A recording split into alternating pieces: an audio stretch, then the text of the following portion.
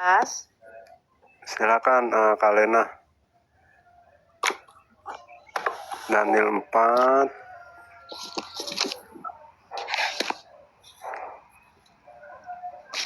Silakan Kak Lena. Ya sebentar masih dibuka. Karena aku punya Alkitab fisik. Bukan. Oh iya bagus, kitab fisik. Daniel 4 berapa Bu?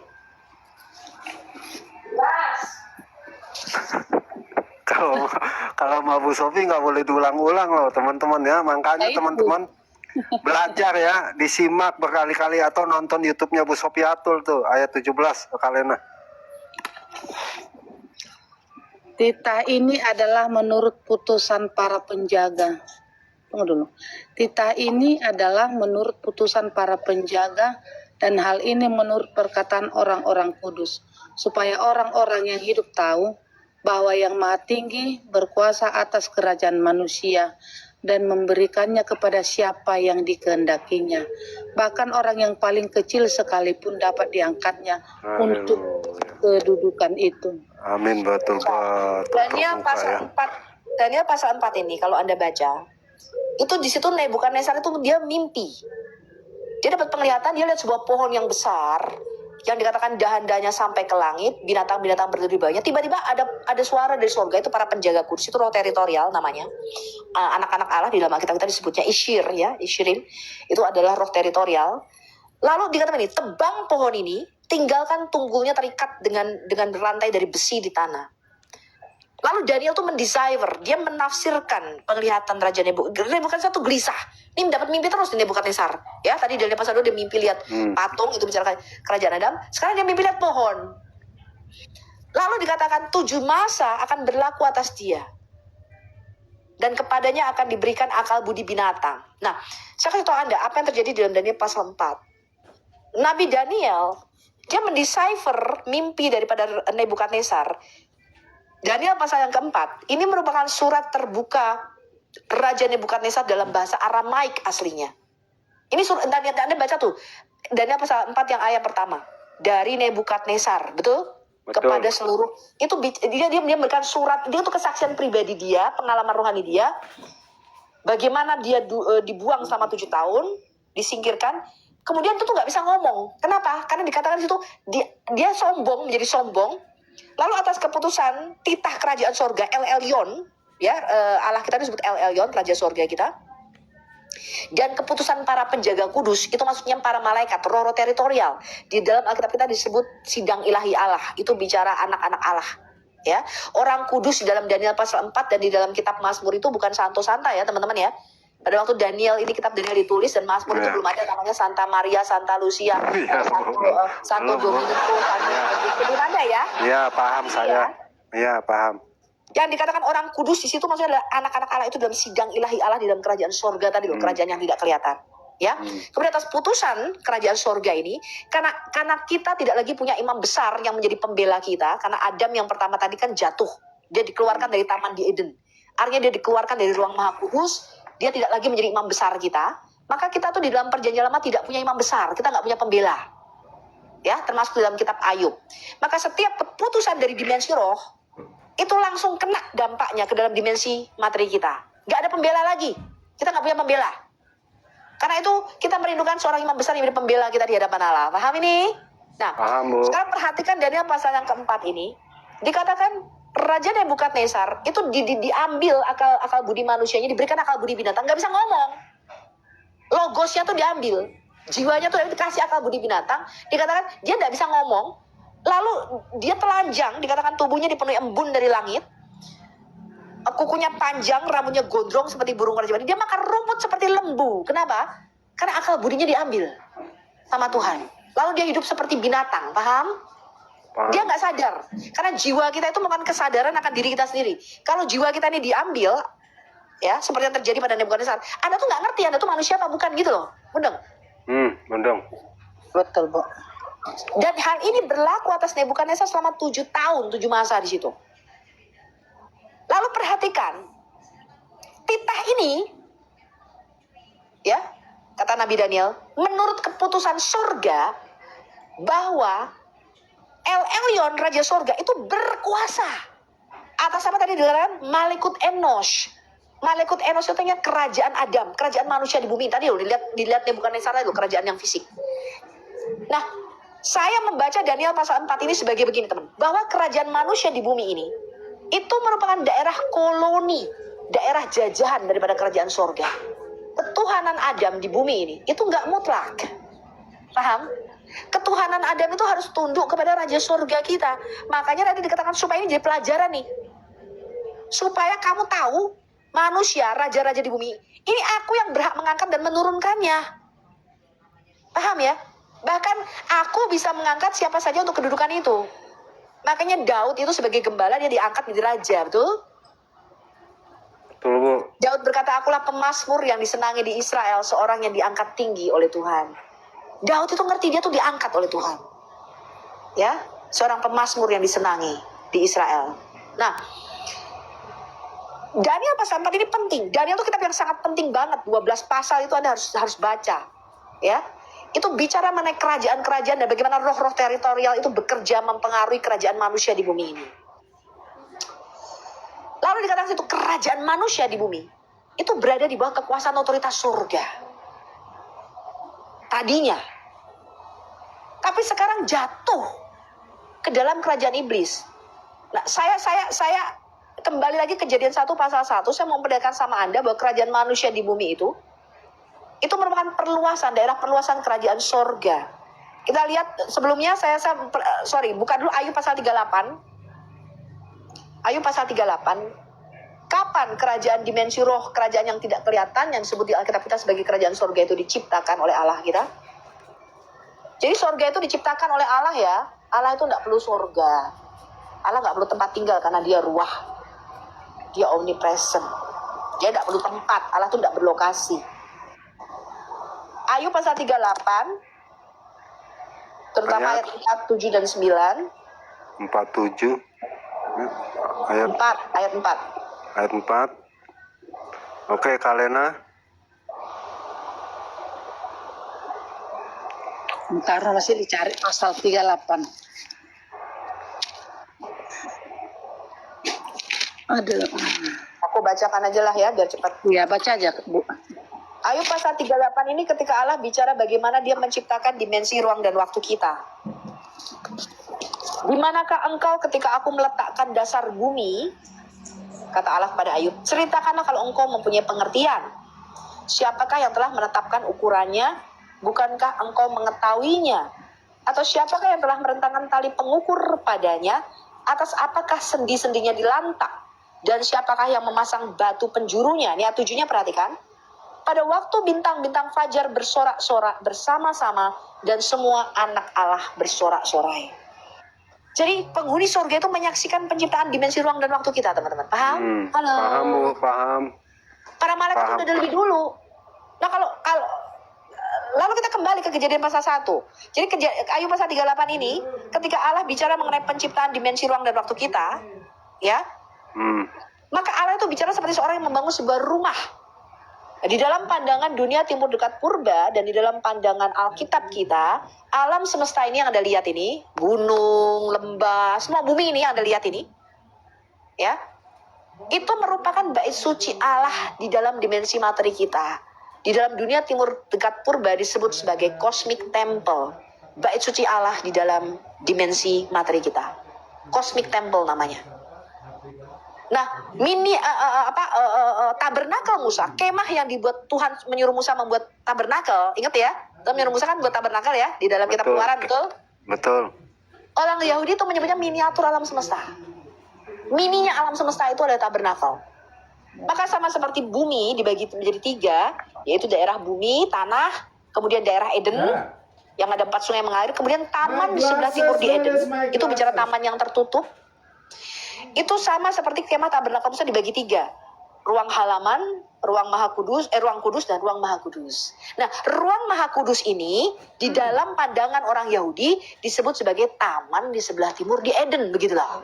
Hola. Iya. Paham? Paham, Bu. Maka pintu masuknya itu dari dari timur ke barat. Nah, ketika imam besar setahun sekali pada hari raya Yom Kippur itu masuk ke dalam ruang Maha Kudus, maka orang Yahudi menyebutnya sebagai kembali ke taman di Eden. Maka tirainya itu dihiasi 2 kerup.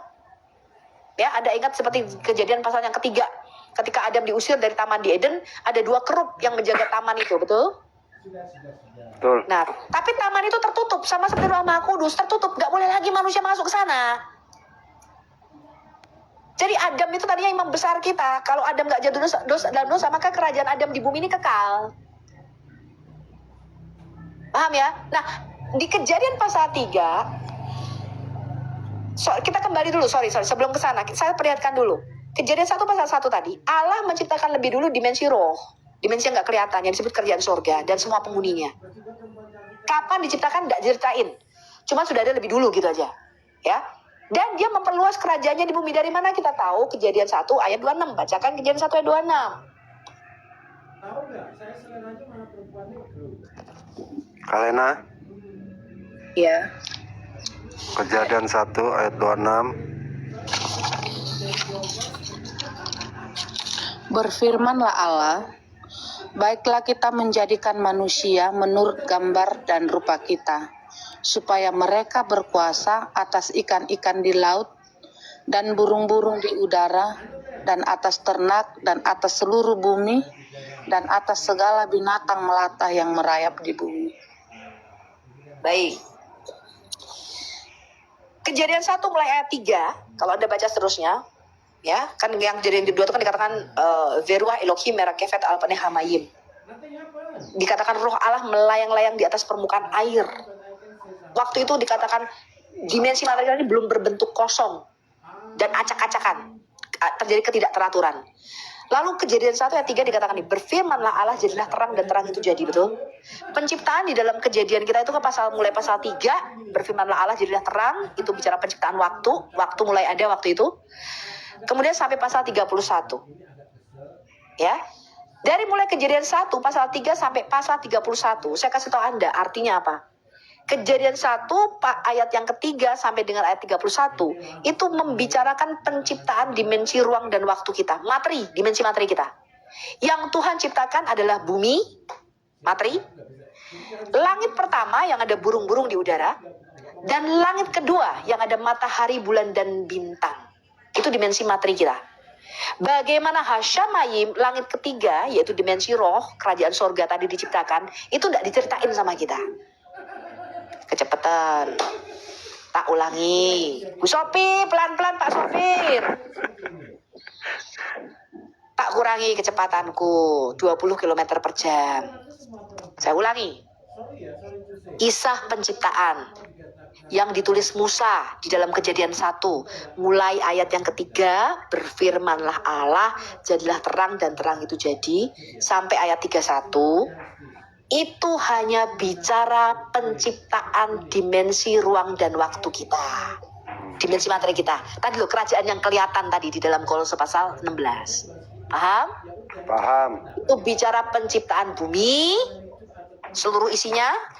Langit pertama yang ada burung-burung di udara itu disebut Samayim, the first heaven. Langit tingkat pertama di dalam Alkitab kita, atmosfer kita maksudnya, ya. Dan langit kedua itu yang bicara ada matahari, bulan, bintang dan planet-planet galaksi pada hari keempat, penciptaan pada hari keempat. Ini bicara langit kedua, the second heaven di dalam Alkitab kita. Bagaimana langit ketiga, Hasyamayim, yaitu dimensi roh, tempat tinggalnya Allah dan para malaikat tadi, penghuni sorga, diciptakan, itu nggak ada di Alkitab kita.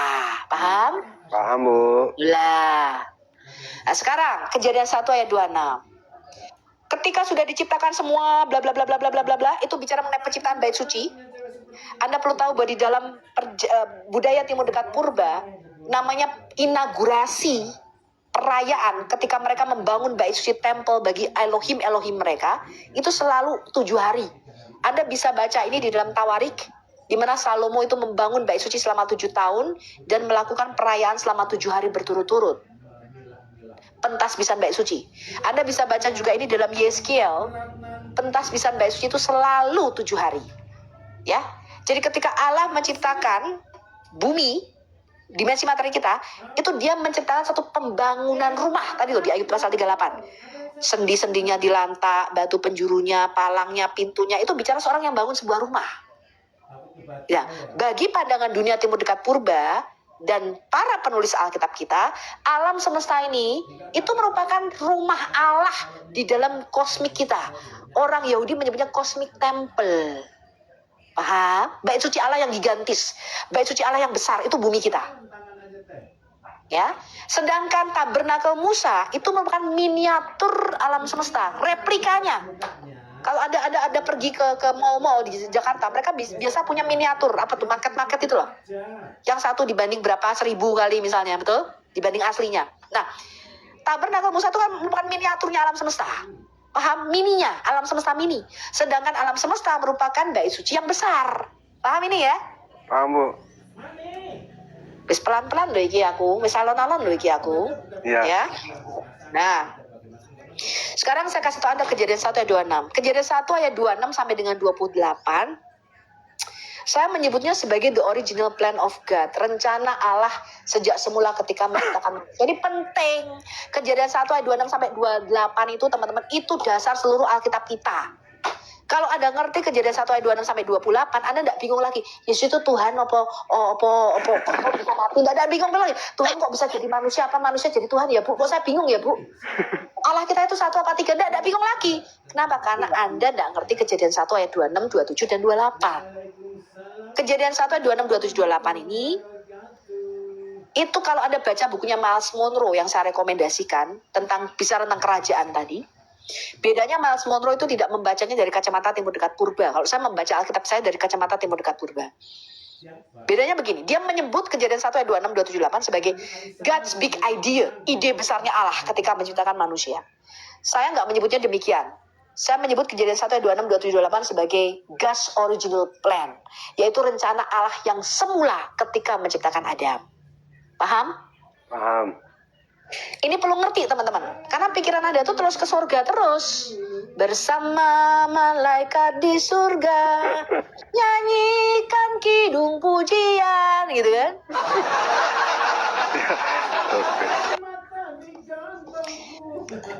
Kejadian 1 ayat 26 sampai 28 ini merupakan tujuan Allah menciptakan Anda dan saya.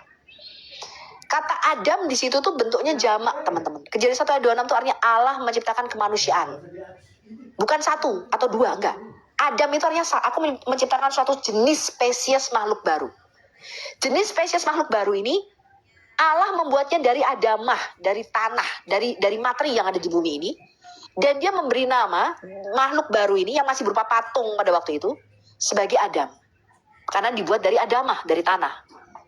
Lalu Allah berpikir begini dia. Aku akan menghembus, ini aku parafraseku ya. Aku akan membuat patung ini yang aku buat dari tanah ini. Dan aku akan meniupkan rohku, aku akan meniupkan nafasku. Supaya dia menjadi makhluk yang hidup. Maka di 1 Korintus 15 ayat 44-47 Rasul Paulus mengatakan bahwa Adam yang pertama menjadi makhluk yang hidup karena dia tadinya patung. Lalu dianimasi oleh roh Allah, dia jadi makhluk yang hidup. Tetapi Adam yang kedua yaitu Yesus itu menjadi roh yang menghidupkan. Karena Yesus itu tadinya roh, kemudian dia oleh kuasa Roh Kudus, dia ada di dalam rahim Maria as a baby. By the power of the Holy Ghost. Oleh kuasa Roh Kudus, dia menjadi manusia. Dia menjadi roh yang membawa kehidupan kekal kepada kita. Paham ya? Paham bedanya kemanusiaan Yesus dengan kemanusiaan kita nih, dengan Adam.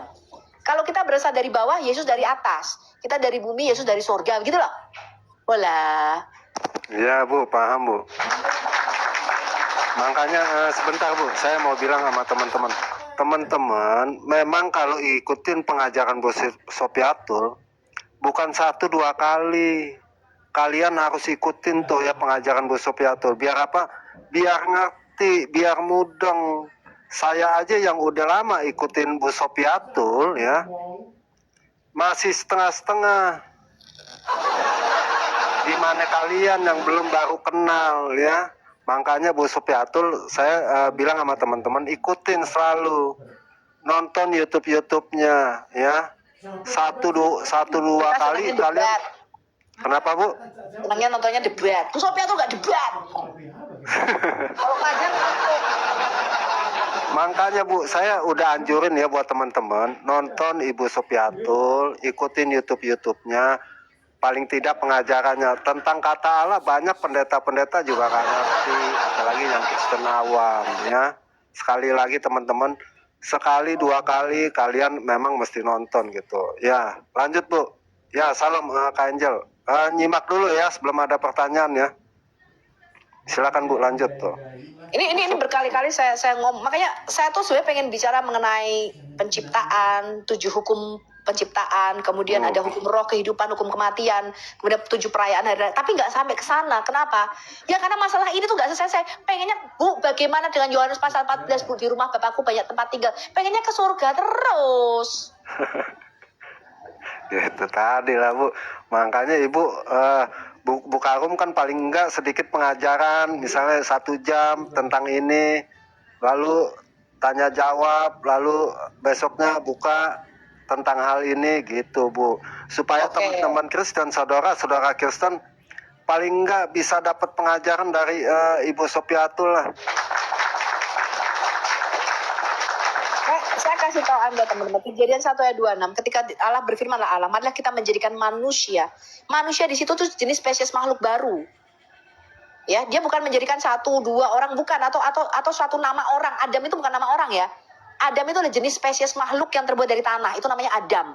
Jadi Ada dan saya ini Adam.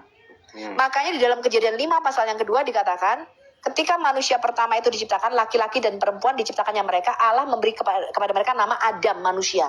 Dua-duanya yang jantan dan betina namanya Adam. Paham ini? Paham Bu. Ya, jadi ketika Allah, aku mau ciptakan Adam, aku ciptakan jenis spesies makhluk baru namanya tuh manusia Adam. Ya. Jadi di Kejadian 1:26, Allah itu bicara simpelnya begini. Aku mau menciptakan kemanusiaan gitu. Ya. Lalu dia bikin prototipenya dulu. Prototipe daripada jenis makhluk spesies yang bernama Adam ini 2 ciptain. Zakar dan Nekebah. Kejadian 1:27.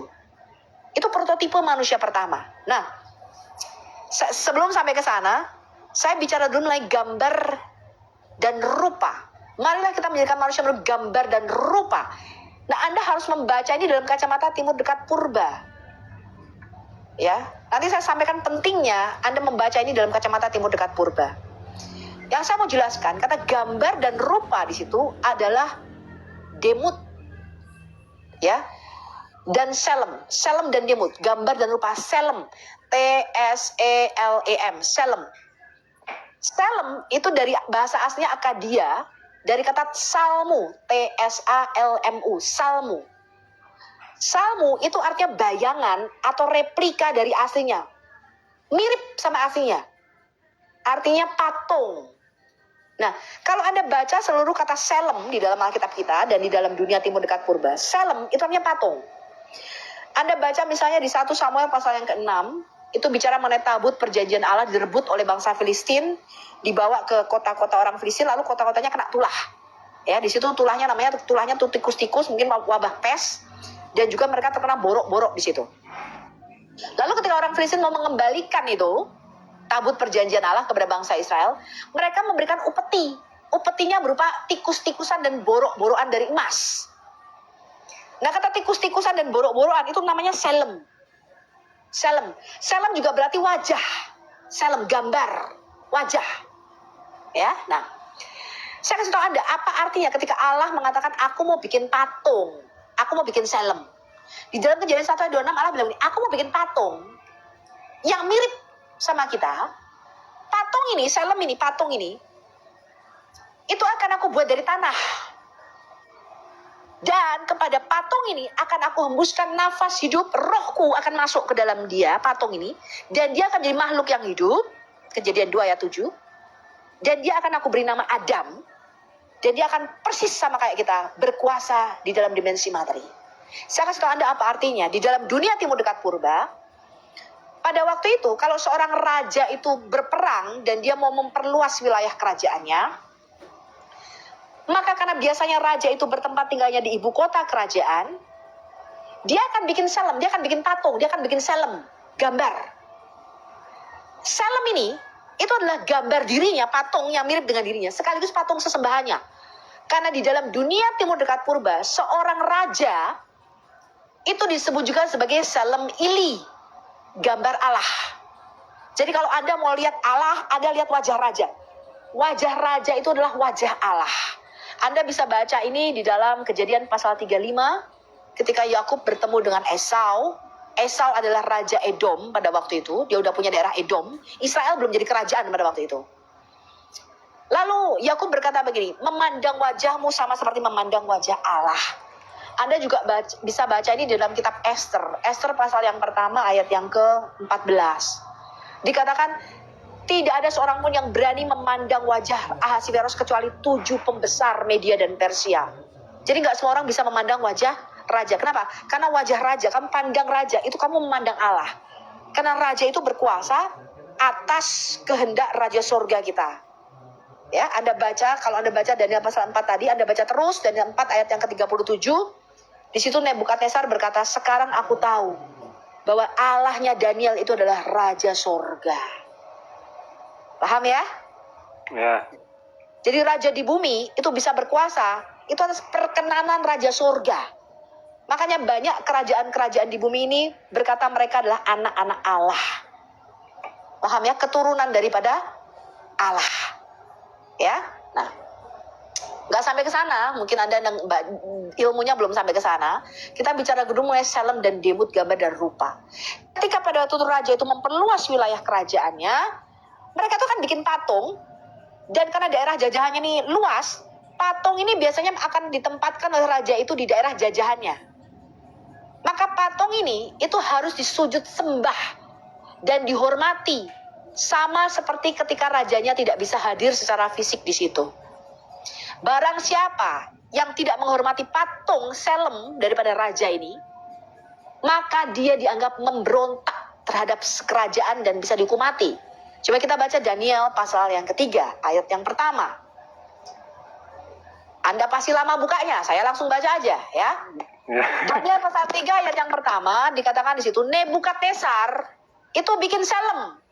Sama tadi seperti Kejadian 1 ayat 26, Allah bikin Selem. Sekarang Nebukadnezar juga bikin Selem, bikin patung, betul?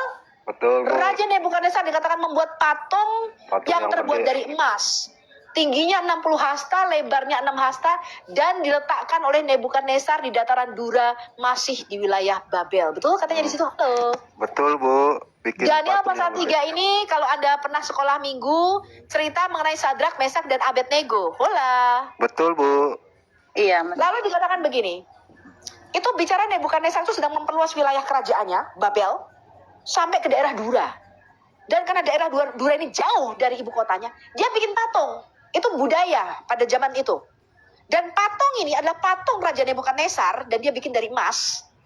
Diletakkan di situ, dan dikatakan begini, demi mendengar bunyi-bunyian ceracap, gambus, kecapi, dan segala macam bla bla bla, maka seluruh pembesar-pembesar, bupati, penguasa wilayah, dan semua penduduk rakyat di situ harus sujud menyembah kepada Selem, patung yang dibuat oleh Raja Nebukadnezar itu. Barang siapa yang tidak sujud menyembah kepada Selem, Raja Nebukadnezar, akan dimasukkan ke dalam dapur perapian yang menyala-nyala. Betul? Halo. Betul, Bu.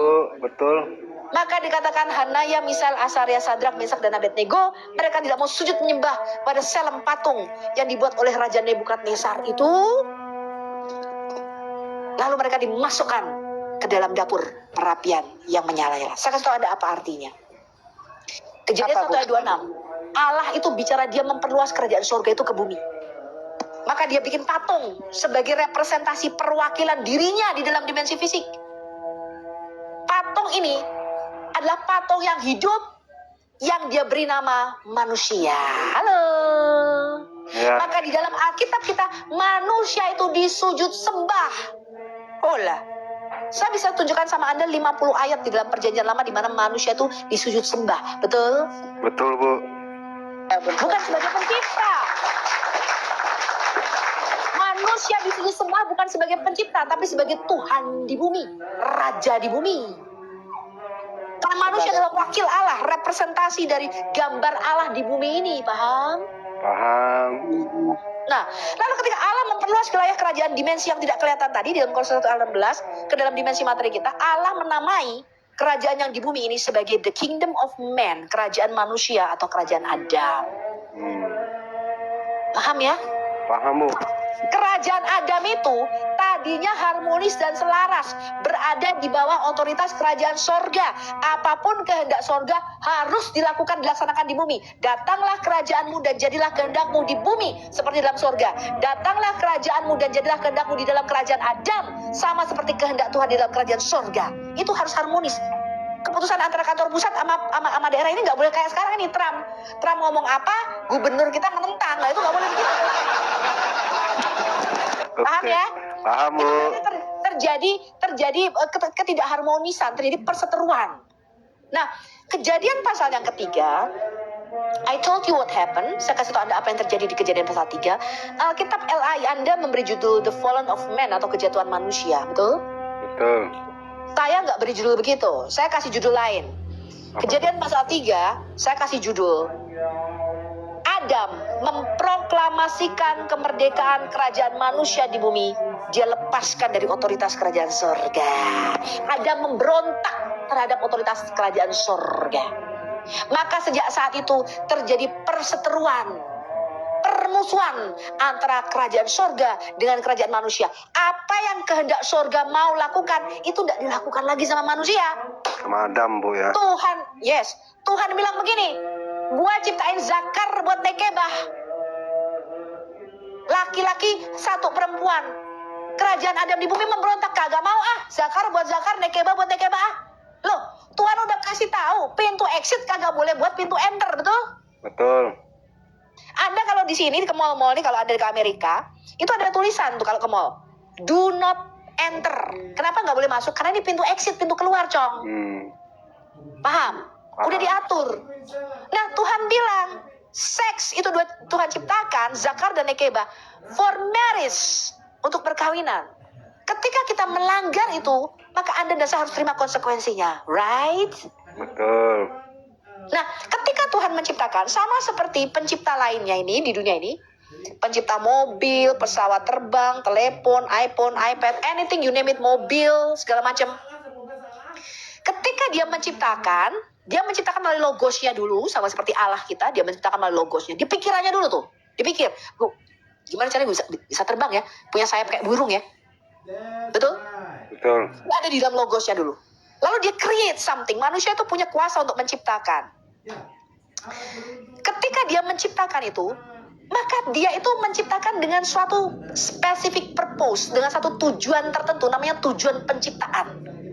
Sama seperti di Kejadian 1 ayat 26. Saya kasih tahu Anda, saya tuh punya remote di sini, ini remote lampu.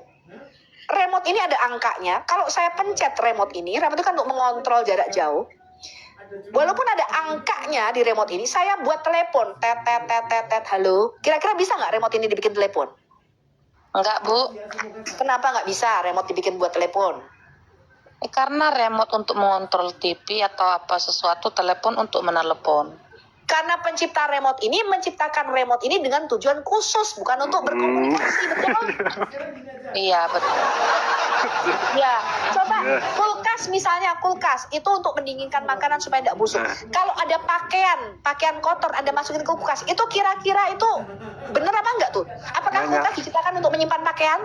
Ya, nggak benar, menyimpang artinya. Yes, itu menyimpang, meleset, betul? Meleset, betul, Bu. Meleset dari tujuan kulkas itu diciptakan.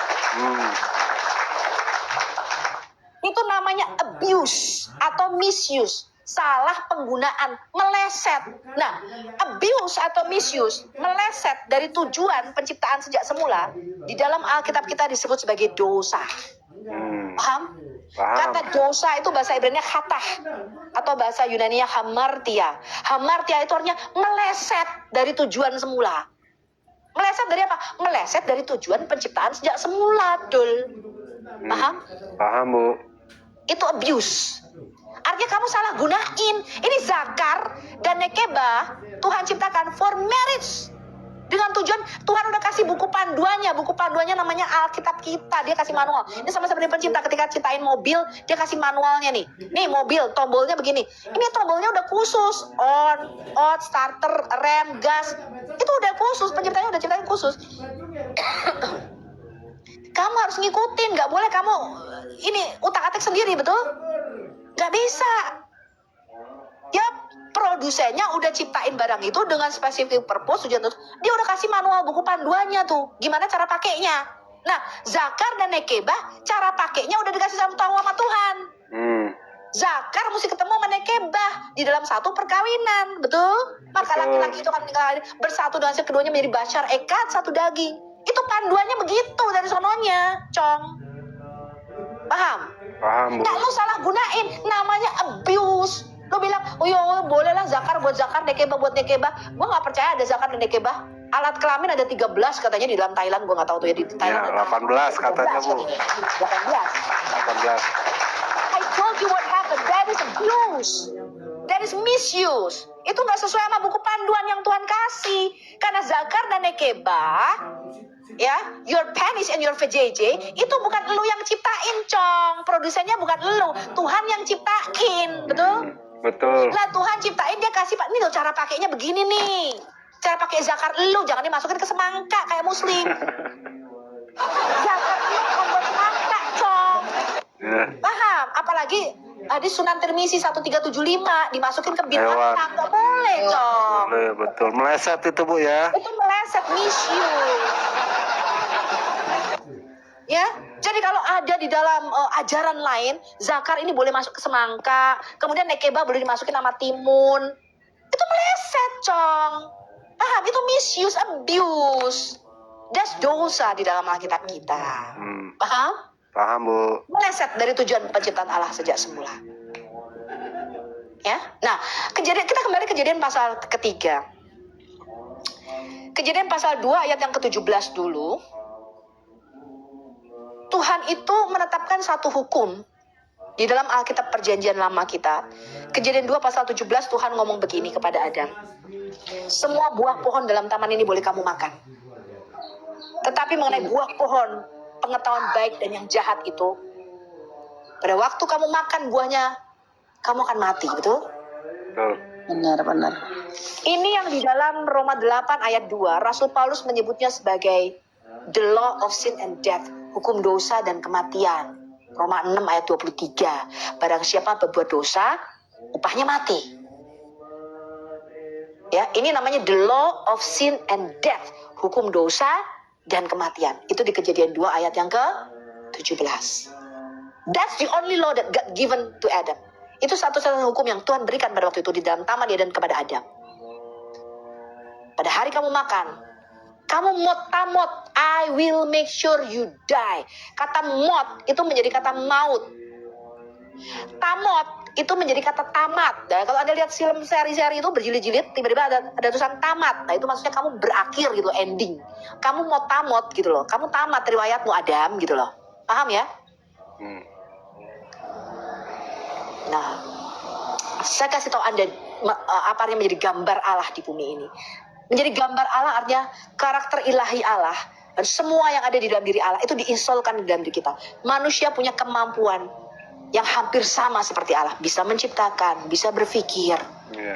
Paham ya? Paham. Bisa mengasihi. Semua sifat-sifat Allah ada di dalam diri kita.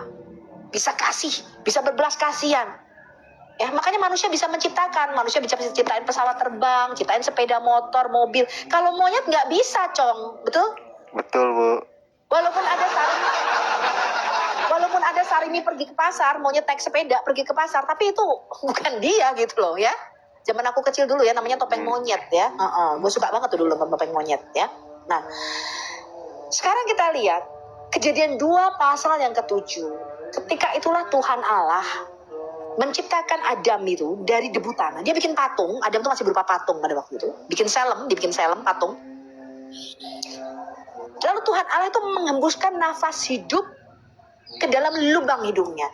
Tahukah teman-teman bahwa roh Allah itu juga nafas Allah di dalam Alkitab kita, tahu nggak? Kata roh Allah itu yang nafasnya Allah, paham? Paham. Ada di Kejadian itu. Ya, roh Allah itu yang nafas Allah. Di dalam Alkitab kita dikatakan, kalau kita manusia ketika menghembuskan nafas keluarnya CO2, menghirup nafas masuk O2. Kalau Allah enggak. Ketika dia menghembuskan nafas itu yang keluar kehidupan. Karena roh itu sumber hidupnya dia. Ketika Allah menarik nafas, Anda baca di dalam kitab Ayub, dikatakan apa? Terjadi kematian. Karena roh itu ditarik sama Allah. Sumber hidup itu ditarik sama Allah, maka dikatakan terjadi kerusakan dan terjadi kematian. Kalau Allah menarik nafasnya, paham? Jadi roh Allah di dalam diri kita itu adalah nafas Allah yang ada di dalam diri kita, yang dia tiupkan kepada Adam. Nah, Kejadian 2 ayat yang ke-7, saya kasih tahu Anda apa artinya. Pada waktu itu di dalam dunia timur dekat purba, pada waktu Musa dan para nabi menulis kitabnya, pemahat atau pematung, pembuat salmu atau pembuat selem ini, itu oleh orang-orang bangsa-bangsa Kanaan dan bangsa Mesir pada waktu itu, mereka menyebutnya sebagai the giver of life, sang pemberi kehidupan. Biasanya pada waktu itu mereka bikin patung selem dari batu, emas, perak, permata, kayu. Mereka mengukir pohon.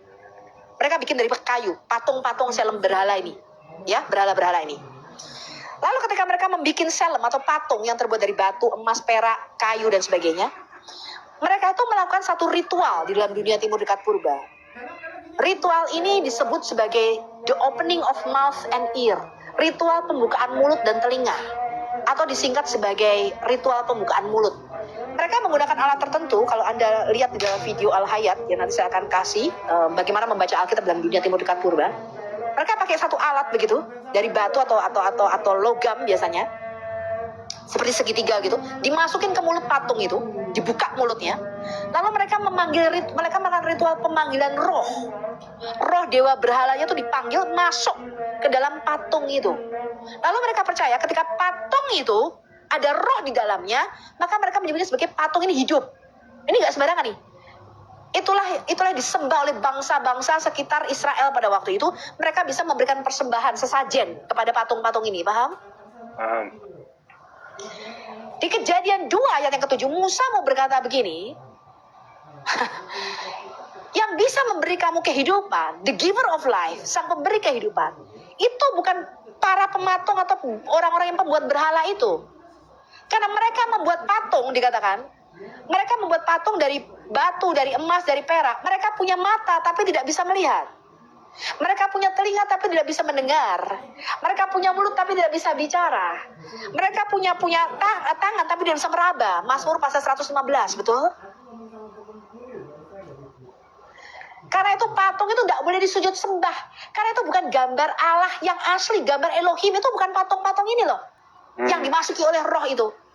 Allah sudah membuat patung yang hidup, yang menjadi gambarnya, menjadi salemnya. Siapa patung yang hidup ini? Yesus Kristus, Bu. Manusia Adam. Oh, manusia Adam. Ya. Karena itu manusia itu disujud sembah sebagai gambar Allah di bumi ini. Paham? Paham. Maka Alkitab mengatakan kamu tidak boleh sujud sembah kepada patung-patung itu yang terbuat dari batu, emas, perak, dan permata, yang katanya ada roh di dalamnya. Dipanggil rohnya itu masuk ke patung itu. Kamu tidak boleh sujud sembah. Karena mereka punya mata nggak bisa melihat, punya telinga nggak bisa mendengar, punya mulut nggak bisa bicara, punya tangan nggak bisa meraba. Betul? Betul. Iya, betul. Tapi Allah sudah bikin patung hidup. Hehehe. Yang menjadi tubuhnya di bumi ini. Jadi roh-roh berhala itu, roh-roh teritorial yang masuk ke dalam patung-patung itu yang disembah-sembah manusia itu, dikasih sesajen, makanan dan sebagainya. Mereka tidak bisa bikin selem. Makanya kalian harus sedikit hati-hati sama boneka atau patung-patung itu. Kalian pernah baca nggak ada boneka di Thailand itu yang dimasuki roh-roh tertentu? Dia cari yang mirip sama dirinya, dimasuki itu patung itu. Maka biasanya ada boneka itu bisa gerak sendiri, betul nggak? Betul. Tapi yang bisa bikin patung yang hidup sebagai gambarnya itu cuma Allah kita. Nah, Yesus itu di dalam Alkitab kita disebut selem Allah, gambar Allah. Paham ini? Imago Dei namanya di dalam Alkitab kita. Manusia itu disebut sebagai imago Christi, gambar Kristus. Paham? Paham. Siapa gambar Allah? Yesus. Kamu mau lihat Allah? Lihat Yesus. Yesus berkata, bagaimana mungkin Filipus kamu berkata, tunjukkanlah Bapa itu kepadaku. Loh, kamu lihat aku, kamu lihat Allah. Aku ini imago Dei, gambar Allah di bumi ini. Ya Allah. Maka tadi dalam dunia timur dekat purba, raja-raja itu disebut selem ili. Gambarnya Allah gitu loh. Paham ya? Maka di dalam dunia timur dekat purba itu nggak semua orang boleh melihat wajah raja. Karena memandang wajah sang raja sama dengan memandang wajah Allahnya. Jangan. Nah, patung Salem yang dibuat raja-raja itu juga patung sesembahannya. Anda bisa temukan arkeologinya kalau Anda searching namanya patung Raja Hadad Yiti. Patung Raja Hadad Yiti ini disebut gambar dan Salem daripada Raja Hadad. Dan itu juga Hadad Yiti. Itu Raja Gusana tahun 850 sebelum Masehi. Dan itu juga merupakan patung dari Dewa Hadad, sembahan dari Raja Hadad Yiti. Dewa Guntur, Dewa Petir namanya. Karena raja itu merupakan Salem Allah, gambarnya Allah. Kamu mau lihat Allah, lihat raja. Gitu. Nah, sama konsekuensinya tadi di dalam Daniel pasal 3. Barang siapa tidak menyembah Salem yang dibuat Raja Nebukadnezar itu, gambar. Hukumannya apa? Masuk kamu dalam dapur perapian yang menyala-nyala. Nah, kalau sujud menyembah kepada gambar Allah yaitu Yesus, ada konsekuensinya nggak? Ada dong, Bu. Ada. Ada. Lukas 19 ayat 27. Bawalah kemari mereka semua yang tidak suka aku menjadi rajanya. Seteru-seteruku itu. Bunuhlah mereka di depan mataku. Wahyu pasal 19, kamu akan dimasukkan dalam lautan api yang menyala-nyala selama-lamanya kalau kamu tidak mau menerima dia sebagai Raja Mesias kita. Betul? Betul, Bu. Betul. Nah, karena Allah itu roh, dia nggak bisa langsung ke bumi ini. Makanya Allah itu tidak bisa langsung menghakimi kita karena dia roh. Maka Yesus berkata begini, di Yohanes pasal 6. Allah tidak menghakimi siapapun dan dia telah menyerahkan penghakiman itu kepada anak manusia. Karena dialah sang anak manusia yang telah dimeteraikan Allah. Maka di Matius 25 nanti yang menghakimi kita siapa? Yesus, karena Allah Bapa gak kelihatan, dia tuh roh gitu loh. Gimana sih lu? Roh, paham gak sih? Paham, Gak Bu. kelihatan. Kenapa dijual? Paham ya? Nah, Kejadian pasal 3, kita tadi pasal 2 saya sudah jelaskan apa namanya Kejadian pasal 2 yang 7. Ketika Allah menghembuskan nafas hidup. Itu hanya the giver of life, sang pemberi kehidupan. Itu bukan roh-roh teritorial ini. Walaupun mereka masuk ke patung-patung itu disembah, tapi nggak bisa hidup itu patung. Ya, hanya Allah yang bisa buat patung yang hidup. Karena rohnya ada di dalam kita, ya. Nah, Kejadian pasal 3, ketika Adam itu memberontak terhadap otoritas kerajaan surga, dia itu memerdekakan kerajaan manusia ini. Lalu kerajaan manusia itu di Kejadian pasal 3 itu dipindahkan Adam ke bawah satu otoritas kerajaan lain. Kerajaan apa? Iblis. Iblis, Efesus 2 ayat 1 dan 2. Adam itu memindahkan kerajaan manusia yang tadinya di bawah otoritas kerajaan sorga, dipindahkan sama dia. Sekarang kita tuh berada di bawah kerajaan kematian dan kerajaan kegelapan. Rajanya dikatakan penguasa kerajaan angkasa, yaitu roh-roh teritorial. Coba kita lihat Lukas pasal yang keempat, ayat 4, 5, dan 6. Bacakan Bu, Lukas pasal yang keempat. Lukas 4 dan Matius 4 sama ya. Pencobaan iblis oleh Yesus. Alkitab layannya memberikan judul begitu. Kalau saya nggak kasih judul itu. Saya kasih judul peperangan Yesus sebagai Adam yang kedua melawan kerajaan iblis. Kita lihat Lukas 4 ayat 4, 5, 6. Silakan. Saya tidur nih kalau kayak begini nih udah jam 1:30 pagi nih. Payah lu besok. Aduh, iya Bu, makanya Ibu. Ya itulah kalau Ibu paus buka mau ngajar di tempat kau ini nggak ada paus. ya gimana Sultan. Di rumah saya sultannya kagak ada Ibu. Nggak ada sih Ibu. Apa-apa lah ya. Kan Tuhan Iya. berkata aku menerima dengan cuma-cuma, aku memberi dengan cuma-cuma. Amin Bu, amin. Ya silakan Lukas Kalena. 4 ayat 4, 5, 6. Apa katanya? Iblis membawa Yesus ke tempat tinggi. Lalu apa katanya? Jawab Yesus kepadanya, ada tertulis. Loh. Lukas 4. Lukas 4. Yuk, Iya. Lukas pasal yang keempat, mulai ayat 567. Oke. Sorry, 567. Kemudian ia membawa Yesus ke suatu tempat yang tinggi dan dalam sekejap mata ia memperlihatkan kepadanya semua kerajaan dunia. Kata iblis kepadanya, segala kuasa itu serta kemuliaannya akan kuberikan kepadamu, sebab semuanya itu telah diserahkan kepadaku dan aku memberikannya kepada siapa saja yang kukehendaki. Jadi jikalau engkau menyembah aku, seluruhnya itu akan menjadi milikmu. Oke. Di situ dikatakan iblis itu tahu tujuan kedatangan Yesus. Nah, kalau orang Kristen kan nggak tahu. Orang Kristen mikirnya Yesus datang untuk membawa kita ke surga, betul? Betul. Tapi iblis dan orang Farisi tahu bahwa Yesus Mesias itu datang ke bumi ini itu untuk merebut kembali kerajaan manusia ini dari tangan iblis. Allah. Iblis memperlihatkan semua kerajaan manusia itu kerajaan Adam. Tadi itu patung yang dilihat Nebukadnezar. Itu sama seperti Daniel pasal 7, yaitu binatang 4 binatang yang keluar dari dalam laut.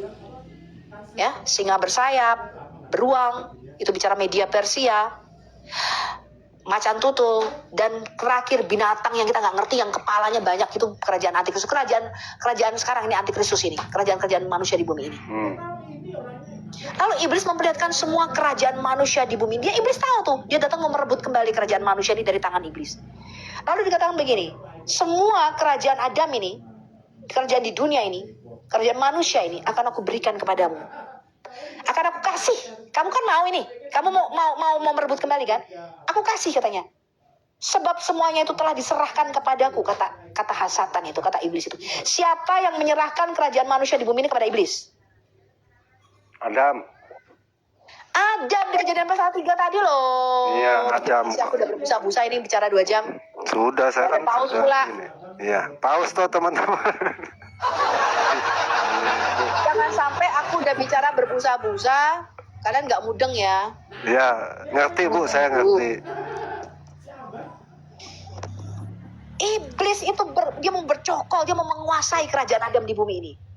Tapi kehendak Allah, no, aku akan kembalikan kepada tujuan penciptaanku sejak semula, bahwa kerajaan manusia ini milikku. Aku akan merebutnya kembali dari tanganmu. Paham? Paham. Karena itu kelahiran Mesias itu di dalam Wahyu pasal 12 mengguncangkan iblis. Iblis geram ketika Mesias lahir. Kenapa? Karena dia tahu raja kita telah, Adam yang kedua ini telah lahir. Gawat ini. Adam yang pertama bisa gue kalahin. Adam yang kedua ini gue mau talukin juga nih, sama kayak Adam yang pertama. Makanya kalau Anda lihat Lukas 4 dan Matius 4, 3 kali pencobaan Yesus sama seperti tiga pencobaan yang dilakukan oleh Satan itu di dalam taman di Eden. Percobaan sama persis. Pertama soal makanan, ya kan? Ya. Ubah batu ini menjadi roti, sama seperti Adam. Kalau kamu makan, soal makan. Yang kedua, kamu akan mati kalau kamu jatuh dari tempat yang tinggi ini, sama seperti Adam. Kamu gak akan mati gak? Tapi Allah tahu pada waktu kamu makan, matamu akan terbuka dan kamu akan menjadi sama seperti Allah. Sama ini pencobaannya. Nah, Yesus di sini tuh ada banyak orang apologet Kristen nggak begitu mengerti konsep ini. Mereka cuma mengatakan itu kan iblis kan bertanya tuh, siapa yang janganlah engkau mencobai Tuhan Allahmu, ya kan? Itu kan iblis lagi nyobain siapa tuh? Yesus kan, berarti Yesus Tuhan dan Allah. Nggak begitu gitu loh konsepnya. Maaf. Iya. Di sini tuh Yesus bicara sebagai the second Adam, Adam yang kedua. Dia harus menjadi imam besar kita yang turut merasakan penderitaan kita. Maka dia harus dari manusia. Imam itu harus dari kodrat. Dia harus punya kodrat manusia. Karena imam itu mewakili kita di hadapan Allah.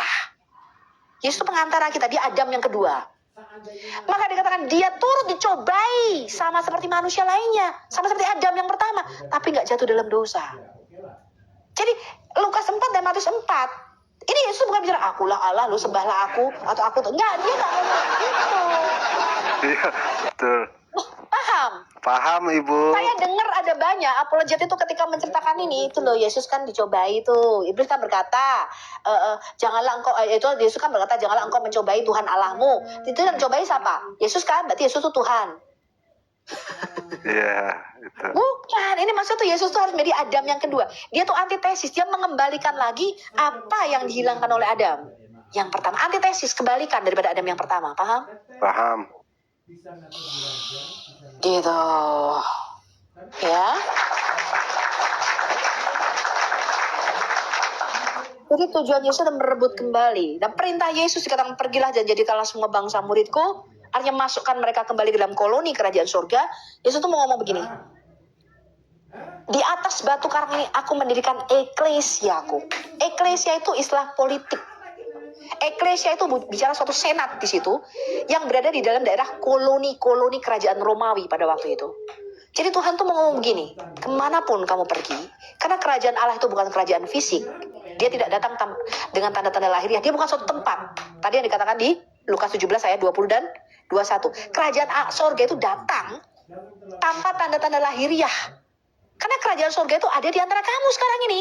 Dan jikalau aku mengusir setan dengan kuasa Roh Kudus, maka kerajaan Allah sudah datang di antaramu. Jadi kerajaan Allah itu bicara pemerintahan Roh Allah yang ada di tengah-tengah Anda dan saya sekarang ini.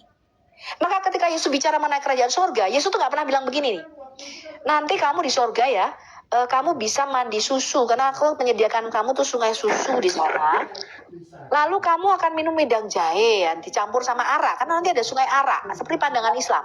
Ya. Kamu akan makan dan minum dari piring-piring dan pinggan-pinggan dari emas. Yesus bilang, kerajaan surga nggak usah makan minum, Cong. Ya, nanti kamu akan dilayani bidadari berbadan montok dan kesibukan laki-laki di dalam surga adalah enggak. Surga enggak bicara soal itu. Maka Yesus ketika bicara mengenai the kingdom of God, dia selalu menggunakan perumpamaan. Karena kerajaan surga itu bukanlah sesuatu yang bisa kamu lihat. Paham? Paham. Yesus bicara begini. Nah, this is the kingdom of heaven. Kalau kamu nangkep ini, teman-teman, you will learn something. Bagaimana kamu hidup di dalam. Ada 7 hukum di dalam kerajaan surga. Salah satunya adalah hukum iman. Saya belum mengajar sampai ke sana. Kenapa? Karena ini aja nggak selesai-selesai. Dari Iya. bisa ngomong. Bu Udah 1 Sophie. tahun lebih nggak ngomong. Ya, Bu Sophie. Di sana kan sudah malam. Mungkin Ibu kapan-kapan bisa lah. Nanti Ibu istirahat dulu lah, Bu. Bentar, aku teruskan dulu. Oke, terusin. Oke, mantap. Teman-teman Bentar lagi. disimak ya. Ya, terima kasih Ibu. Ketika Yesus, when you talking about the kingdom of God, Yesus itu nggak pernah bicara suatu tempat. Nanti kamu di surga ya, kamu bakal punya rumah nih. Nanti lantainya dari marmer, dari emas, jalanannya, kamu tidur di ranjang bertelekan di dipan-dipan, di ranjang-ranjang king coil. Nggak, Yesus nggak bicara begitu. It's not about the place. Dia bicara begini, kerajaan surga. Nggak aku umpamakan seperti apakah kerajaan surga itu. Kerajaan surga itu seperti seorang yang nabur benih katanya. Ini loh, aku tuh sedang menabur kerajaan surga ini di TikTok ini. Seorang nabur benih katanya. Ada yang jatuh di pinggir jalan, ada yang jatuh di tanah yang berbatu-batu, ada yang jatuh di semak duri, tapi ada jatuh di tanah yang subur. That's the kingdom of God. Kalau dia bilang ini kerajaan surga, itu seumpama seorang yang menemukan mutiara yang berharga, lalu dia jual semua miliknya, dia pergi, dia jual semua hartanya, dia hanya curahkan hartanya untuk cuman beli mutiara yang berharga ini. Dan Yesus bilang begini, kerajaan surga itu cuma benih biji sesawi paling kecil dari atas semua tumbuhan. Kalau dia jatuh ke tanah, kata Tuhan, dia akan jadi tumbuh besar. Dan semua burung-burung dan binatang-binatang akan bersarang di atasnya. Dia bilang kerajaan surga seumpama nelayan yang menebar jala untuk nangkep ikan. Kerajaan surga seumpama seorang bapak punya 2 anak katanya. Yang sulung sama yang bungsu kurang ajar, bla bla bla, menghabiskan duit bapaknya, dia pulang nangis-nangis, dia mau jadi pegawai pabrik, tapi bapaknya berlari dari jauh, dia kangen, dia peluk anaknya nih, karena anakku yang hilang itu telah kembali. That's the kingdom of God. So the kingdom of God, kerajaan surga, itu bicara pemerintahan Allah yang ada di tengah-tengah kita sekarang ini, right now. Paham? Paham. Bicara mengenai kalau kamu mengasihi dan kamu mengampuni, maka dunia akan tahu bahwa Allah ada di tengah-tengah kamu. Bahwa aku itu rajamu. Dunia akan tahu kamu muridku. Paham? That's the kingdom of God. Jadi Anda tuh jangan pengen nanti ke surga aku tuh popo aku wis kere mende di dunia ini sak popo wis, yang penting aku di surga punya rumahku, istanaku, dekat sebelahnya istana Raja Daud. Jangan ngayal. Paham? Paham. Jangan seperti orang muslim, ya. Nanti aku belajar akrobat meniti jembatan Sirotol Mustaqim, ya kan? Nanti aku ke jannah, Bu. Nah, orang muslim ngomong sama saya begini. Memang Bu Sofi, nanti aku akan dibakar dulu di neraka karena dosa, tapi setelah itu aku akan mandi susu. Ini gambar, ini bayangan hayalannya mereka loh ini. Paham? Paham. Jangan sampai orang Kristen menghayal begitu. Paham ya? Ya, Bu. Nah, kerajaan surga ini nanti benar-benar berkuasa di bumi secara mutlak, di langit yang baru dan bumi yang baru. Ketika Mesias kita datang kedua kalinya sebagai singa dari suku Yehuda.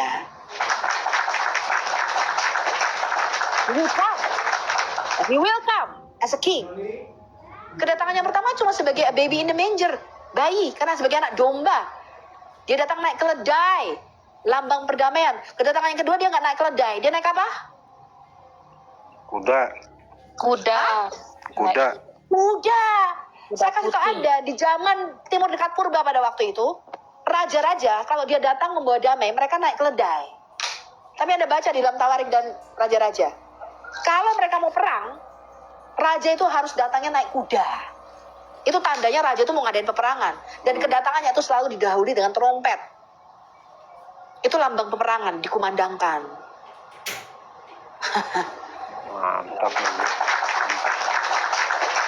Nah, buat teman-teman yang kalau belum paham, sekali lagi ikutin follow akun Bu Sophie. Jika ada pengajaran kalian bisa nonton, dan juga nonton video Bu Sophie yang isinya pengajaran tentang Alkitab. Lanjut Bu Sophie mau istirahat. Aku lanjut, aku kasih tahu teman-teman ya. Bu Sophie itu punya YouTube, channel YouTube Bu Sophie. Ada judulnya Unlock the Bible ya. Mulai 1 sampai 40 video ya Bu Sof. Ya itu baru soal Kejadian pasal 6. Nanti saya akan buat lagi sih. Hopefully saya nggak capek dan ada waktu. Itu bagus, karena saya udah lama banget, hampir 2 tahun tuh saya nggak bikin video Unlock the Bible. Iya, apalagi yang 5 menitan Karena itu sibuk ya. berdebat dengan Uclim. Ya, kita tahulah kualitas Ya, itu. itu nanti kalau teman-teman udah baca itu ya dari pertama, video pertama sampai ke 40 itu bagus. Itu akan kita memahami banyak yang kita pahami dari sana. Terutama tentang tujuan Yesus ke bumi itu setelah kita baca setelah kita tonton pahami pengajaran Bu Sophie di situ, kita akan paham teman-teman. Jadi nggak bingung lagi Tuhan ada tiga ada Tuhan gitu ya, nggak bingung lagi teman-teman. Ya, itu sebabnya Yesus sebut Raja Mesias. Mesias itu artinya dia memegang 3 jabatan. Raja, imam sekaligus nabi. Tapi raja seperti apa, imam seperti apa, nabi seperti apa? Kata Alkitab begini, nabi yang seperti Musa, dan nabi ini turun dari surga. Paham ya? Paham. Seorang nabi akan Tuhan bangkitkan sama seperti Musa. Tapi nabi ini bukan berasal dari kalangan manusia biasa. Namanya Nabi Hamusyah, orang Yahudi menyebutnya. Nabi yang diurapi sama seperti Musa. Dan nabi ini berasal dari surga. Maka di dalam Ibrani pasal yang pertama, kalau Anda baca, jikalau pada dahulu kala Allah berfirman kepada manusia dengan perantaraan nabi-nabinya dari kalangan manusia, maka pada zaman akhir ini Allah berbicara kepada kita melalui nabi puncak. Jadi itu puncak kenabian. Mesias artinya puncaknya para nabi, nabinya para nabi gitu lah. Maka pada akhir zaman ini Allah berbicara kepada kita melalui perantaraan nabi besar kita, yaitu siapa? Anaknya sendiri yang dia utus turun dari sorga. Paham? Paham. Lalu raja seperti apa? Anda baca di dalam 2 Samuel pasal yang ke-6, dikatakan pada waktu itu orang Israel menolak Allah menjadi rajanya. Lalu mereka menginginkan raja yang seorang manusia, raja yang kelihatan, yang bisa dilihat itu loh, sama seperti bangsa-bangsa lain. Lalu Allah berfirman, baik, katanya, aku dengarkan permintaan orang Israel ini. Seorang raja akan aku bangkitkan seperti Daud. Tapi raja ini akan turun dari surga. Paham ya? Raja ini akan kekal. Pemerintahannya tidak akan beralih lagi. Begitu juga dia akan menjadi imam besar kita. Mazmur 110 ayat 4. Tuhan telah bersumpah dan dia tidak akan menyesal. Engkau adalah imam untuk selama-lamanya menurut peraturan Melkisedek. Dia akan menjadi imam yang kekal. Maka di Ibrani pasal yang 9, kalau Anda baca, kalau imam besar Harun itu tipologi daripada imam besar kita itu Yesus, dia dicegah oleh kematian. Gak bisa kekal itu keimamatannya. Kenapa? Karena Harun mati digantikan anaknya Eliezer mati digantikan Pinehas mati digantikan Abisua. Terus itu sampai pada zaman Yesus ada 2 imam besarnya, Hanas dan Kayafas. Tapi Yesus kita menantikan seorang imam besar yang gak mati-mati lagi, yang kekal. Jadi kita menantikan seorang nabi yang kekal, imam yang kekal, raja yang kekal. Paham ini? Amin, paham Bu. Luar biasa. Ya, maka Yesus itu disebut imam besar kita. Nah, ketika Yesus turun ke dalam dunia ini, dia mengambil kodrat manusia, dia mati dan bangkit. Maka pada waktu dia bangkit baru secara legal, Yesus berkata begini, Matius 28 ayat 18. Segala kuasa telah diberikan kepadaku baik di surga maupun di bumi. Sebelumnya nggak bisa karena Allah kita belum jadi manusia, paham? Paham. Hanya setelah dia jadi manusia secara legal, kekuasaan itu diambil alih oleh Yesus. Sebelumnya nggak bisa. Allah itu bekerjanya melalui para nabi-nabinya di dalam perjanjian lama. Ya. Nah, setelah Yesus naik ke surga, dia duduk di sebelah kanan Allah. Dia itu mengembalikan lagi posisi Adam yang gagal tadi, Adam yang semula. Sekarang ada Adam yang kedua yang menjadi pengantara kita. Ya, maka sejak Yesus naik Sebagai Adam yang kedua duduk di sebelah kanan Allah. Artinya kita punya perwakilan seorang manusia di hadapan Allah. Kita punya seorang pengantara dan imam besar di hadapan Allah. Itulah sebabnya orang kita kalau berdoa di dalam nama Yesus. karena dia imam besar kita.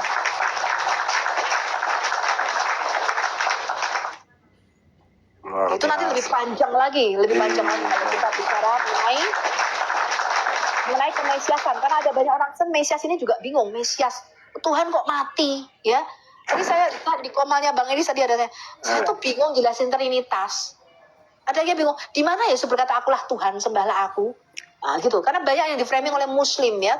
Kita tuh karena di Indonesia tuh banyak sekali ya, terlalu banyak kita berdialog dengan Muslim sehingga otak kita dipengaruhi oleh paham-pahamnya Muslim. Nah, Ya. Ibu, saya mau kasih ini. Ini buat teman-teman yang framing Edis TV kan banyak juga, Bu, ya.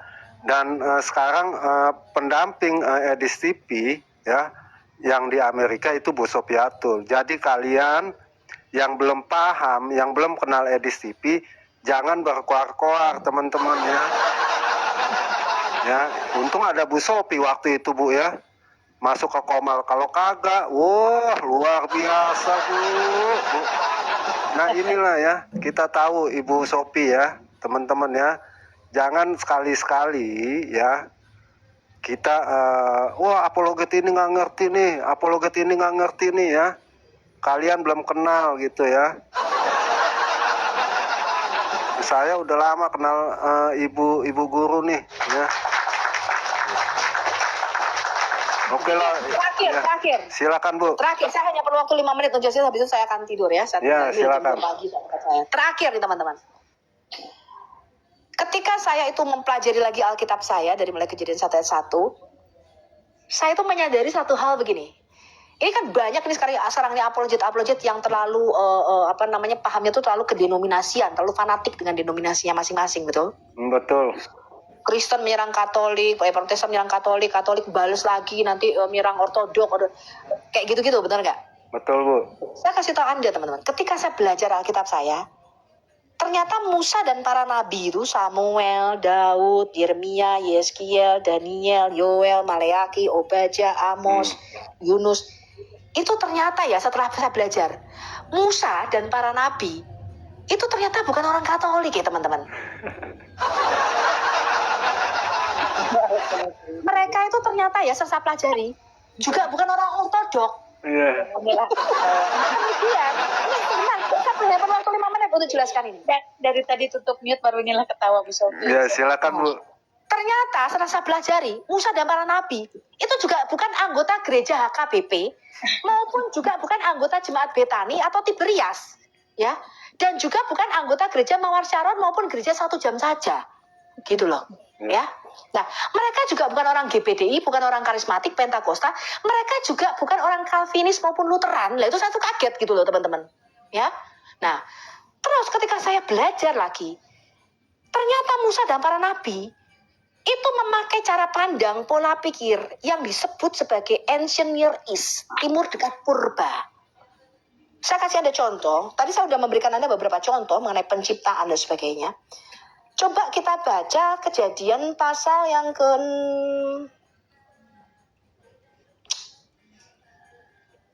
16. Kejadian pasal 16, bisa bacakan saya? Bisa punya waktu 5-10 menit aja, habis itu saya selesai. Iya, Bu. Ayat berapa, Bu? Jadi 16 ayat 1 dan 2 dan 3. Adapun Sarai, istri Abraham itu, tidak beranak. Ia mempunyai seorang hamba perempuan orang Mesir, Hagar namanya. Berkatalah Sarai kepada Abram, engkau tahu, Tuhan tidak memberi aku melahirkan anak. Karena itu baiklah hampiri hambaku itu. Mungkin oleh dialah aku dapat memperoleh seorang anak. Dan Abram mendengarkan perkataan Sarai. Jadi Sarai, istri Abram itu, mengambil Hagar hambanya orang Mesir itu, yakni ketika Abram telah 10 tahun tinggal di tanah Kanaan, lalu memberikannya kepada Abram suaminya untuk menjadi istrinya. Baik, saya tanya, ajaran gereja manakah Anda bisa sebutkan ini ya, maupun Lutheran, Calvinis semua, yang kalau istrinya nggak bisa punya anak, dikasih babunya untuk dihamili. Saya tanya sama ibundaku tersayang tercintaku yang cantik. Ibu sudah punya suami, Bu? Sudah. Ya, kalau misal aja nih, ibu nggak bisa punya anak nih, mandul seperti Sarah, apakah ibu akan memberikan babu ibu untuk disetubui sama suamimu? Ya enggak lah, main aja. Mana Aduh, mau aku? berarti nggak ngikuti Abraham ini. Repot, nggak ngikuti. Ini tidak mengikuti milah Ibrahim ini. Enggak mau lah Bu, aku enggak sanggup. Baik. Sekarang kita baca Kejadian pasal 30. Bacakan sama saya Kejadian pasal 30 ayat 1, 2, dan 3. Bentar Bu, sabar ya. 1, 2, dan 3. Ketika dilihat Rahel bahwa ia tidak melahirkan anak bagi Yakub, cemburulah ia kepada kakaknya itu. Lalu berkata kepada Yakub, berikanlah kepadaku anak, kalau tidak aku akan mati. Maka bangkitlah amarah Yakub terhadap Rahel dan ia berkata, akukah pengganti Allah yang telah menghalangi kau mengandung? Kata Rahel, ini Bilha budakku perempuan, hampirlah dia, supaya ia melahirkan anak di pangkuanku, dan supaya oleh dia aku mempunyai keturunan. Sekali lagi, Rahel dan Sarah ini punya ide yang sama, betul? Betul. Saya tanya, dari mana Sarah dan Rahel kok bisa punya ide? Aku nggak bisa punya anak nih, wes pakai babuku aja ambilin biar aku bisa punya anak. Dari mana dia dapat ide gitu? Saya kasih tahu Anda, Rahel itu memberikan Bilha budaknya, lalu Bilha itu memberikan anak bagi Yakub, namanya Dan dan Naftali. Terus Anda baca ayat bawahnya, ayat 9. Ketika dilihat Lea bahwa ia tidak melahirkan lagi, Lea itu udah punya 4 anak pada waktu itu, ya, Ruben, Simeon, Lewi, dan Yehuda. Kemudian dia ngiri juga nih sama Rahel, gue udah punya anak nih dari budaknya Dan Naftali. Dia kasih juga nih budaknya Silpa. Lalu Silpa itu melahirkan bagi Yakub Gad dan Asher. Jadi keempat suku Israel, Dan, Naftali, Gad, Asher itu lahir dari Bilha dan Silpa, budak-budak Rahel dan Lea. Tetapi bagi bangsa Yahudi, saya kasih tahu Anda, Bilha dan Silpa itu tidak pernah dianggap sebagai ibu leluhur bangsa Israel. Yang mereka anggap sebagai ibu leluhur bangsa Israel adalah Sarah, Ribka, Rahel, dan Lea. Kenapa saya tanya? Saya kasih tahu Anda, karena ternyata Abraham, Ishak, dan Yakub, Rahel dan Lea itu ternyata juga bukan Katolik maupun Ortodoks. Saya kasih tahu Anda, ya. Juga sekali lagi bukan anggota HKBP, GBDI, Lutheran, Martin, Reform, bukan gereja Tiberias maupun gereja Betani. Orang karismatik, apalagi gereja Mawar Sharon dan 1 jam saja. Saya kasih tahu Anda. Ternyata mereka nih hidup pada zaman budaya Timur Dekat Purba. Saya kasih tahu Anda, di dalam budaya Timur Dekat Purba namanya kode Hammurabi, ya, dan kode Lipit Istar pada waktu itu adalah budaya pada waktu itu. Peraturannya ngomong begini di dalam kode Hammurabi, kalau seorang istri sah itu dia mandul, nggak bisa kasih anak buat suaminya. Dia tuh bisa kasih budak perempuannya untuk melahirkan anak, dan anak itu harus lahir di pangkuannya yang memberi nama istri sahnya, maka anak itu akan dianggap sebagai istri sahnya, dan anak itu bisa mendapat warisan bagian yang sama seperti anak kandungnya. Istilah sekarang adalah pinjam rahim atau bayi tabung, tapi pada waktu itu belum ada teknologi seperti itu, paham? Paham. Lalu kalau budak ini melahirkan, dia bisa dimerdekakan. Itulah sebabnya ketika Ismail itu menganiaya Ishak, Sarah bilang begini, usir budak itu. Dia tidak akan menjadi ahli waris. Yang sama seperti anakku Ishak. Ishak harus menjadi ahli warismu. Wah, ini. Paham? Paham. Lalu diusir, dimerdekakan dia. Dibuang, ini tak kasih pesangon, tapi kamu tidak bisa jadi ahli waris. Karena yang diakui sebagai anak, maka dikatakan tidak semua anakmu akan disebut keturunanmu. Hanya yang berasal dari Sarah lah yang akan disebut anakmu. Anak perjanjian. Ini budaya pada waktu itu. Ini masih baru 1 saya sebutkan. Nah, kalau Anda mau baca kitab Taurat kita yang 50 pasal itu, Kejadian 1 sampai Kejadian pasal 50, Anda tidak bisa menafsirkan dengan kacamata pandang modern kita. Sekalipun saya menghormati semua pendeta, pastor, romo, dan bapak-bapak gereja, tapi pendeta, pastor, romo, dan bapak-bapak gereja bukanlah penulis Alkitab kita. Betul. Bagaimana caranya menafsirkan? Bagaimana caranya menafsirkan Alkitab kita dengan tepat? Harus pakai otaknya Musa. Copot dulu otak Calvinismu, Lutheranmu, HKBP-mu, GBDI-mu, Katolikmu, Kalau kamu mau firman Tuhan yang murni, saya kasih tahu kamu, pakai otaknya Musa ketika membaca kitab Taurat kita. Pakai otaknya para nabi. Nanti ketika kamu membaca dalam Budaya Timur Dekat tadi, seperti yang saya bacakan tadi, bahwa Allah memperluas kerajaannya ke bumi, ya, maka kamu akan mengerti dengan tepat seluruh perkataan Musa di dalam kitab Tauratnya. Kamu akan tiba-tiba terbuka itu Taurat dari Kejadian 1 sampai Kejadian 50. Begitu juga pada zaman Yesus. Kenapa istilah euangelion, Injil itu ada di dalam Markus 1 ayat yang 1? Saya kasih tahu Anda. Markus 1 ayat 1 mengatakan inilah permulaan Injil Yesus Kristus, anak Allah. Ketika Markus menulis itu diinspirasikan oleh Roh Kudus supaya dia memakai istilah tertentu. Namanya adalah euangelion. Pada zaman Yesus, kata euangelion itu bukan suatu istilah yang turun dari langit atau didiktekan oleh Jibril atau antah berantah, itu bukan. Euangelion itu sudah dikenal pada zaman Yesus sebagai suatu istilah mengenai kabar gembira tentang lahirnya seorang raja. Bukti inskripsinya kita temukan namanya kalender Prien. Kalau Anda ketik inskripsi kalender Prien, itu istilah euangelion, kata Injil, itu pertama kali ada. Dan kata Injil itu dipakai untuk menyatakan bahwa seorang raja baru telah lahir.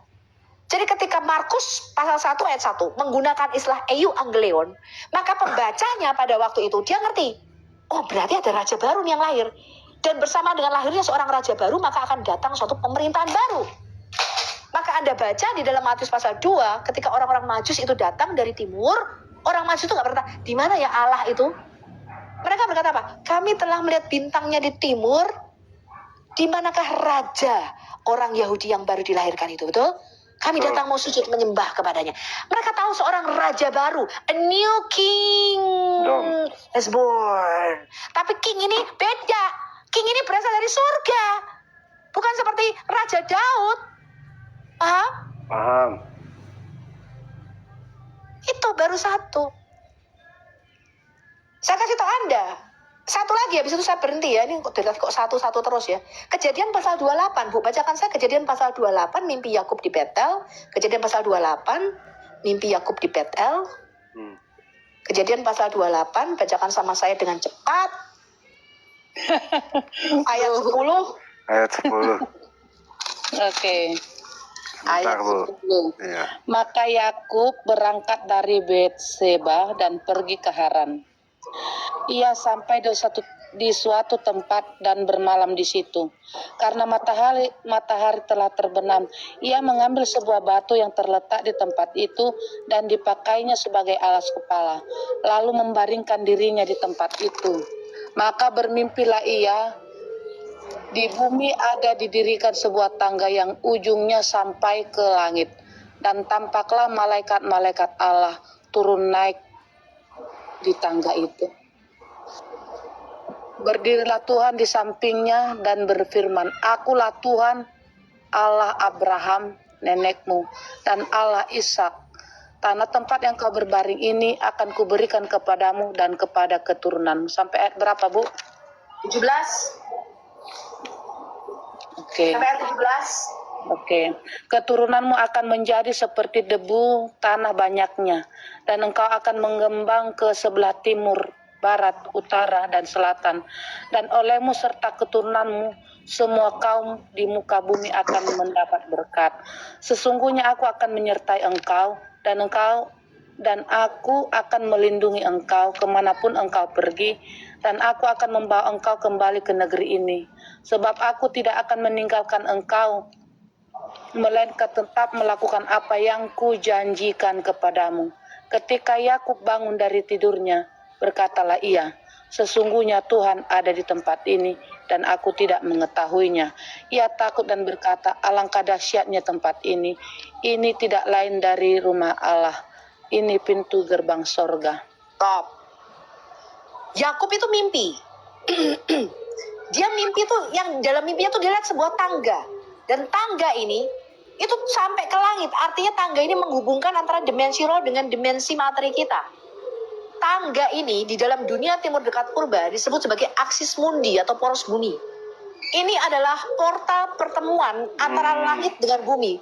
Merupakan portal pertemuan antara dimensi roh dengan dimensi kita. Ini juga bicara taman di sebelah timur di Eden. Taman di sebelah timur Eden itu bicara mengenai aksis mundi, poros bumi. Portal pertemuan di dalam dunia timur dekat purba itu menghubungkan antara dunia roh dengan dunia kita, materi kita. Bukan hanya menghubungkan langit dengan bumi, tapi juga menghubungkan orang mati dengan bumi. Paham ya? Paham, Bu. Aksis mundi namanya. Saya kasih tahu Anda. Ketika Yakub bangun, dia tuh mimpi lihat tangga.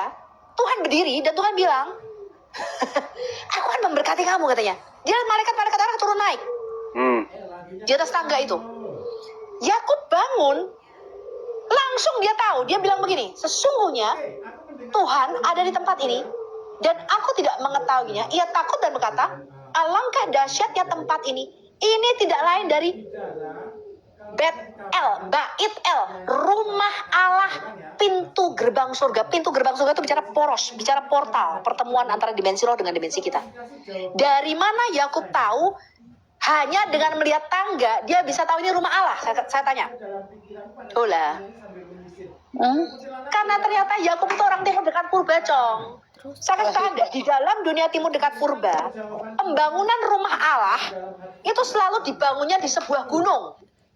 Gunung itu bicara pertemuan antara langit dan bumi, tempat titik tertinggi di bumi ini.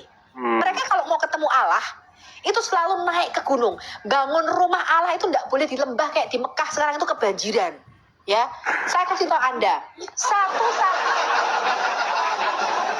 satu-satunya Allah yang membangun rumahnya di daerah lembah sampai kebanjiran terus, itu adalah Tuhan negeri Mekah. Paham? Paham. Di dalam dunia timur dekat purba itu Allah itu tidak pernah tempat tinggalnya itu di lembah, saya kasih tahu Anda. Selalu di gunung. Di gunung, iya. Paham ya?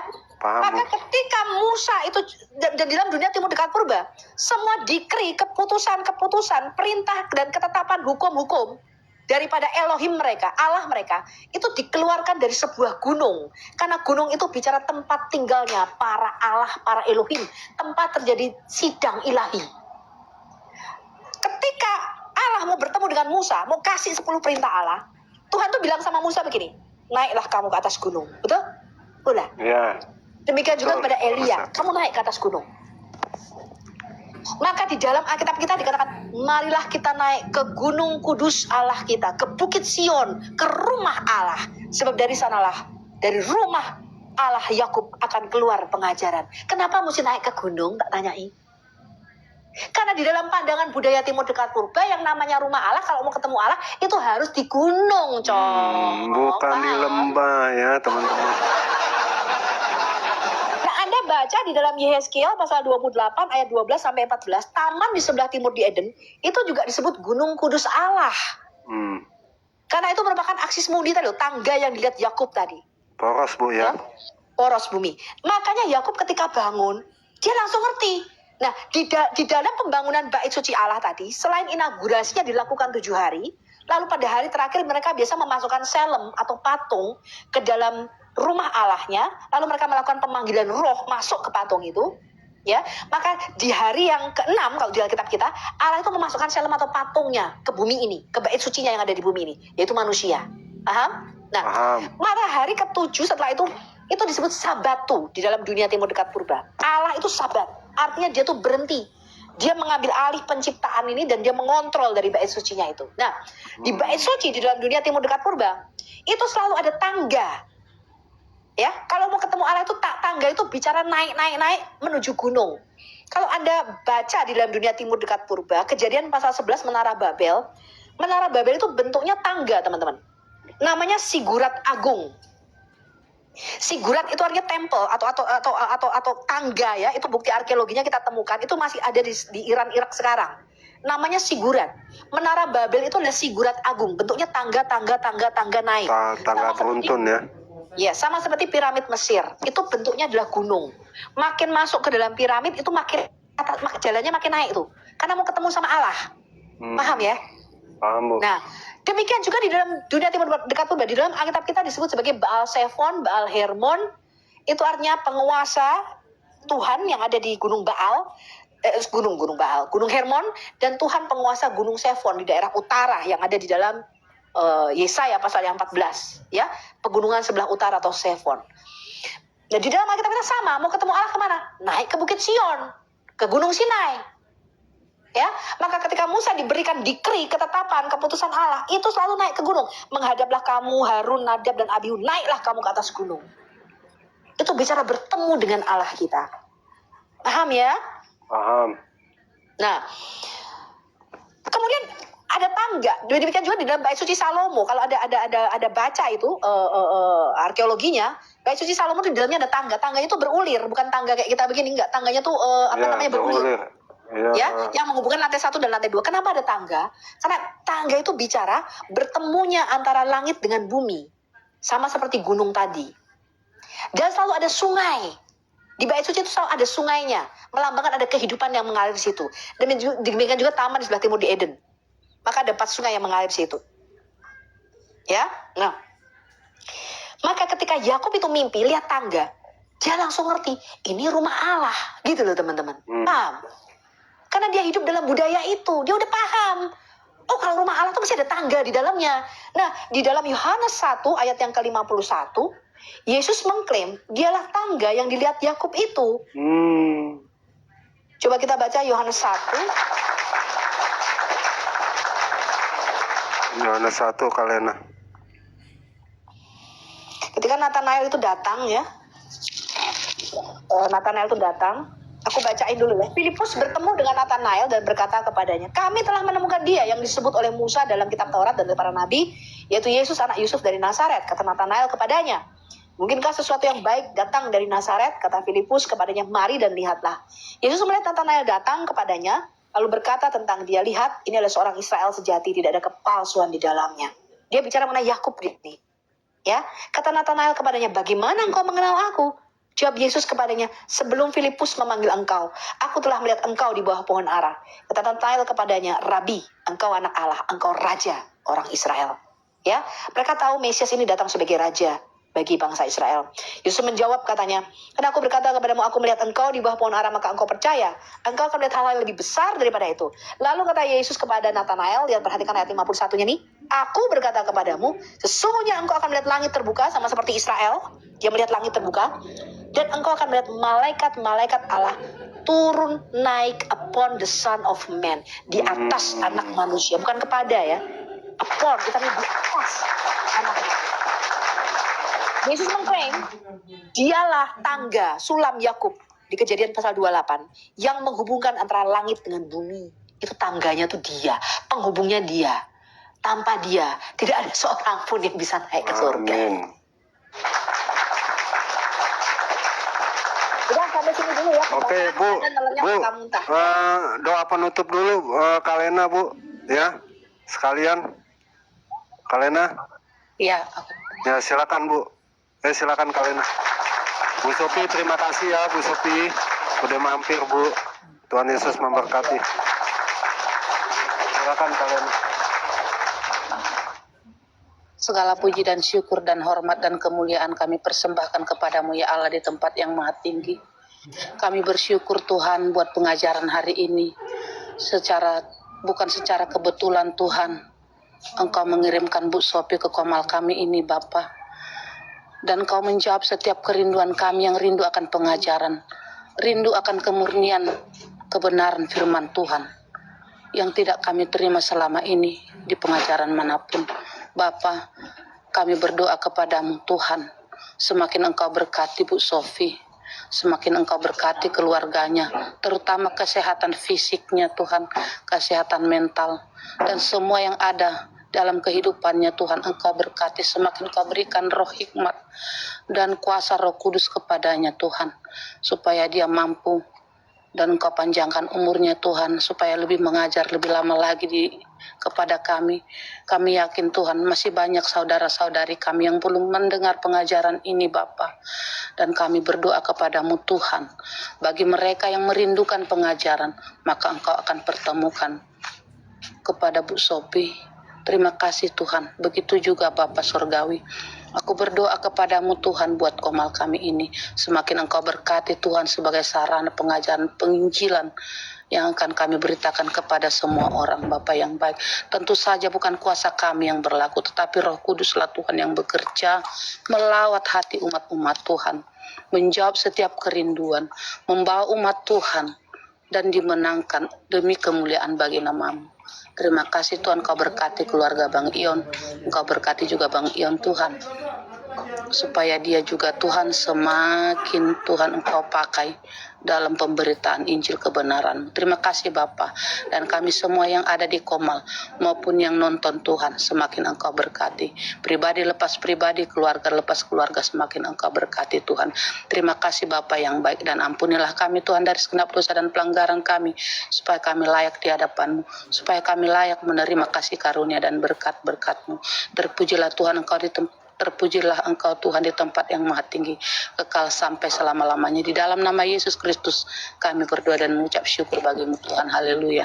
Amin. Amin. Bu Sophie, terima kasih ya Bu Sophie. Selamat istirahat. Sampai jumpa lagi. Buat teman-teman, sekali lagi ikutin follow akun Bu Sophie Atul ya teman-teman ya. Terima kasih Kalena, terima kasih Mak Lina, Prof, Kalidia, Jaya, terima kasih lah. Ini kita mendadak ya, tapi puji Tuhan ya, dapat pengajaran yang baru, dapat pengajaran dari Bu Sophie Atul. Oke teman-teman, hostnya juga istirahat ya, pinggangnya kayaknya ini. Oke, sampai jumpa di lain kesempatan teman-teman. Tuhan Yesus berkati. Tuhan Yesus berkati.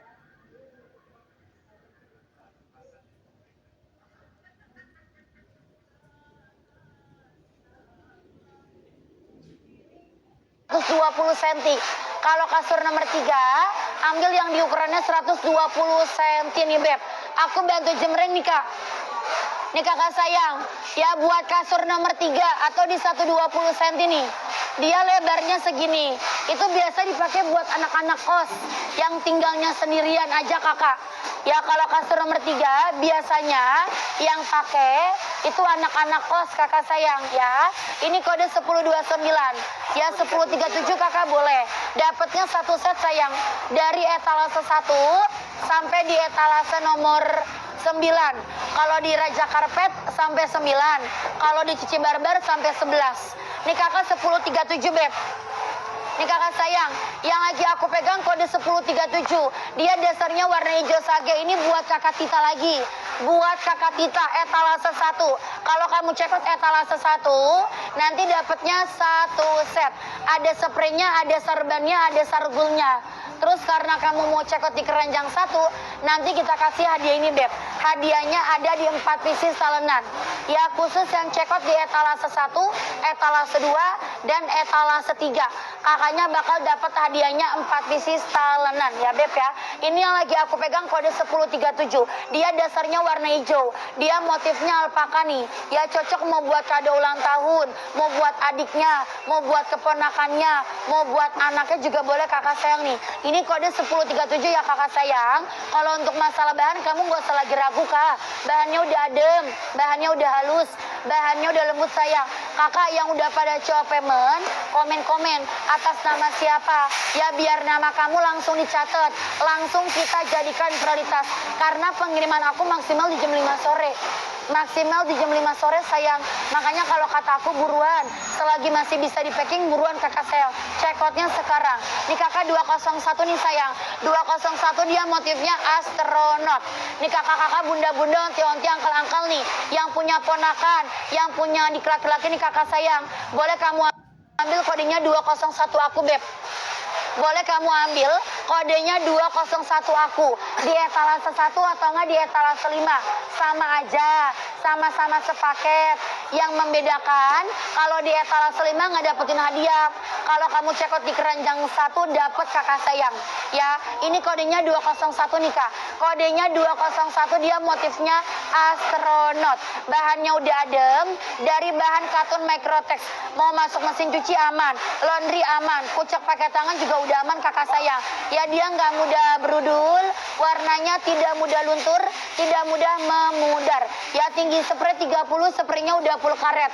Jadi udah aman kakak sayang. Yang punya toddler, yang punya balita, yang punya batita, yang